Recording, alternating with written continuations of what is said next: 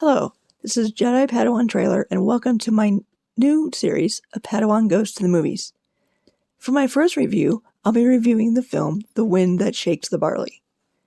Released in 2006, The Wind That Shakes the Barley is directed by British director Ken Loach and stars Cillian Murphy. Viewers may recognize Murphy from several of Christopher Nolan's films, such as Inception, Dunkirk, and the Dark Knight trilogy. The film focuses on two brothers, Teddy and Damien O'Donovan, and their differing views to the Irish War for Independence and the Irish Civil War.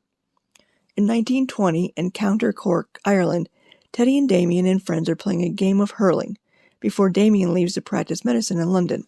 After the game, at the home of Damien's girlfriend Sinead, the men are accosted by British black and tans. Public gatherings weren't allowed in Ireland, and the game was a violation of that.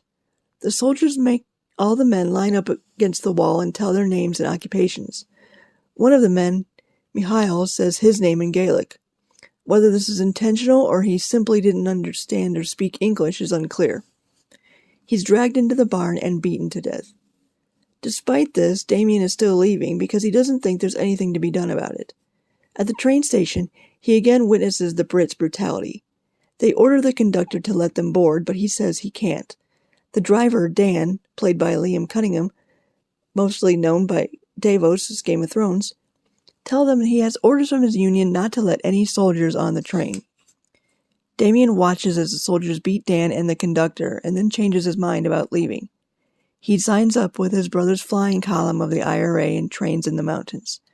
A number member is a young boy named Chris Riley. Teddy's column raids the Black and Tan's barrack and steals guns. They later use those guns to kill 4 RIC troopers, Royal Irish Constabulary, who enter the bar and order them off the pool table. This angers Sir John Hamilton, a local British landowner. He calls one of his workers into his office and goads him into telling him the names of the men who killed the constabularies. That worker? Chris Riley. Riley gives up the names and the men are arrested. In jail, Damien recognizes one of the other prisoners. It's Dan, the train driver. The Brits barge in order to know which one is Teddy O'Donovan. Damien tries to pass himself off as his brother, but Teddy gives himself up. Teddy refuses to give up the names of the other IRA members, and the officers torture him by yanking off his fingernails with pliers. During this, one of the soldiers helps most of the others, except 3, escape. Damien is put in charge while Teddy recovers. A messenger arrives with news that the other 3 left behind were killed, and they're given orders to, quote, execute the spies. Chris Riley and Lord Hamilton are marched into the mountains. Damien is torn up about having to kill Chris, but does regardless. The brigade ambushes an army division traveling along the road. In turn, the Brits return to the O'Sullivan farmhouse, burn the house, and roughly shave Sinead at gunpoint while Damien watches helplessly from the trees.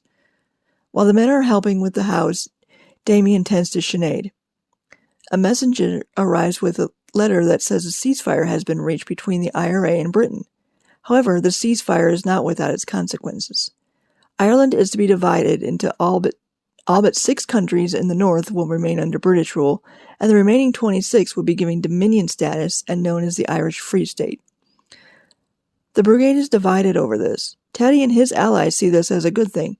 It will restore peace and allow for further gains to be discussed later along the way. But Damien and his friends don't see how it will change anything. Rich British landowners will be replaced by Irish rich landowners. In Dan's words, the only things that will change are the accents of the powerful and the colors of the flag. Teddy and his allies begin patrolling in green uniforms, as one of the former allies says. The blue uniforms of the British Army have been replaced by the green of the Irish Army.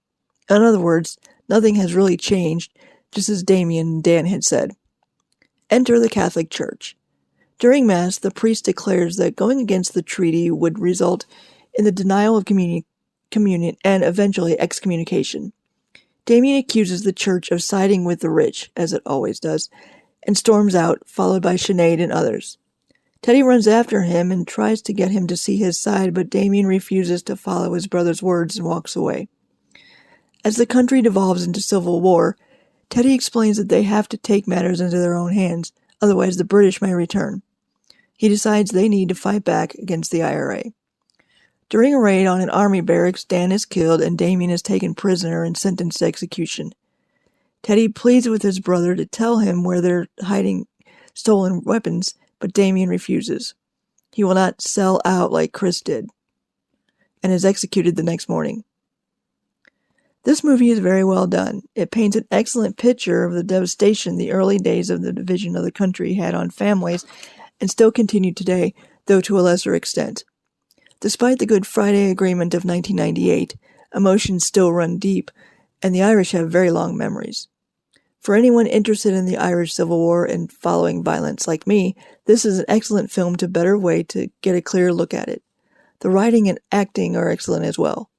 I highly recommend this film if you can find it. It's available to rent on Amazon Prime, but physical copies are becoming harder and harder to find. Most are Region 2 format, meaning it cannot be played on American players unless you have a multi-format player, and if you do find a copy, you may have to pay a lot for it.